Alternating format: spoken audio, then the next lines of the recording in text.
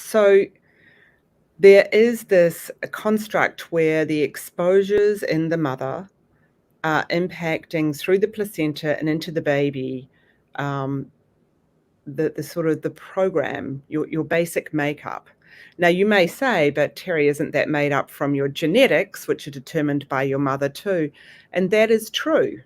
But the modification of the way those genes express themselves, particularly around a few critical things, one of them is how the infant is nourished. So if there is malnutrition, either by undernutrition, as occurs in some parts of the developing world, or overnutrition, as occurs in parts of the developed world, then both of those signals can lead to adverse effects on development. And what do I mean by that? Just for nutrition alone, the undernutrition leads to a stress response. The baby believes they're in a famine, and they've got to develop certain ways because they're going to be born into a famine.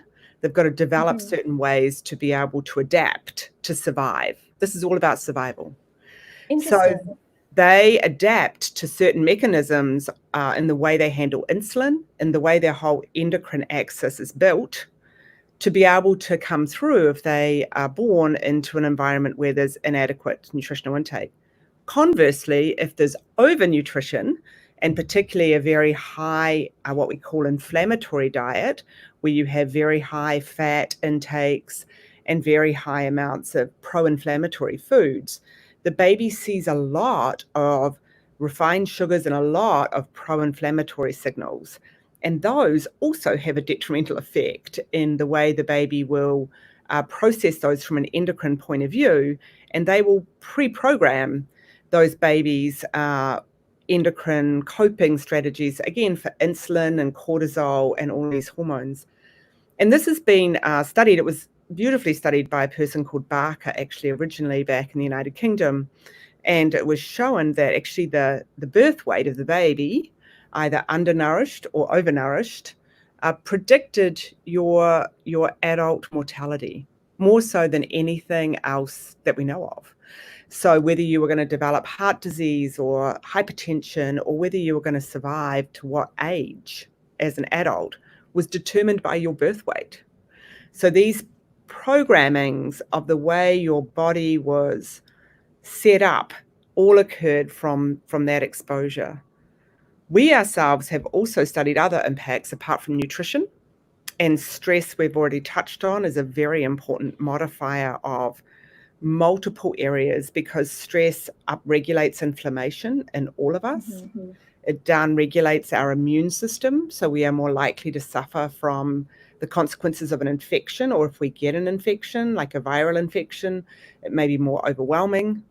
And it also is more likely to affect the way in which we process nutrition.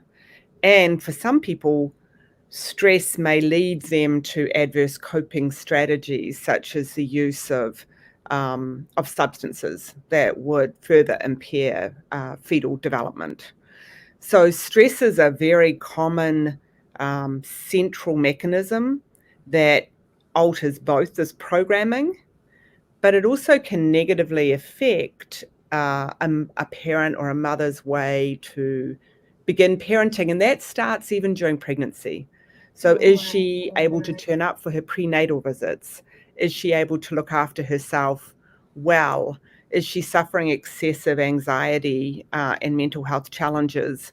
Are her coping strategies to use adverse substances?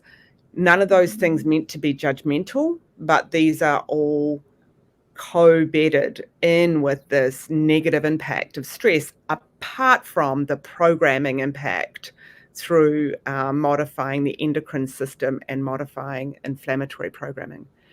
So stress is a very central and important thing to consider, because it tends to play into all these other factors, and hence it's very important. And as I said, when we started this research, we believed, I suppose, that the neonatal brain in particular was really kind of a clay at the time you were born, and you had the first 2 years of life to mold it into the beautiful thing You wanted to.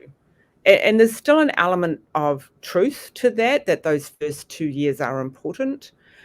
But what we discovered was that by the time you're born, all the networks for facial recognition, for language development, and for many of your emotional circuits, including critical memory circuits, are all in place. You haven't spoken a word, you haven't seen a face, but the critical structures for forming these are already in place. That's incredible. So it's so important what goes on during that in utero time period. So, I mean, it's clear that this is an incredibly vulnerable time for mom and for the baby.